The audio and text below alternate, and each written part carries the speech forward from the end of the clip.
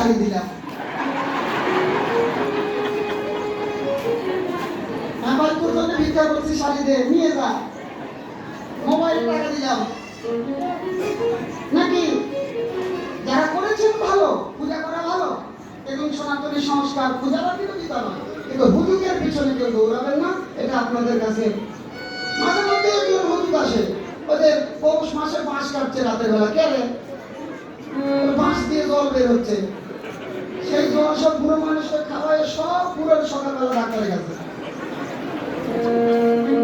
পৌষ মাসে যদি বাঁশের জল খায় তো মরবেই তো। দেখুন তো হুজুর এমনিতেই জল বের হয়, আমি দেখেছি, পরের বছর কেটে দেখেছি তুলসী, তারপরে হুজুর তুলে তুলসী পাতা জল খায়। এগুলো মানুষের মধ্যে ধর্ম নিয়ে বিভ্রান্তি ঘটানো, অন্য ধর্মের মানুষের হাসির পাত্র। এখনো তুলসী গাছ জল খাবে, এই ধরেন চামচের টরাস করে লাগবে, তাহলে তুলসী গাছ না, যে কোনো গাছের সামনে ধরলেই পাতা নামাই দেবে।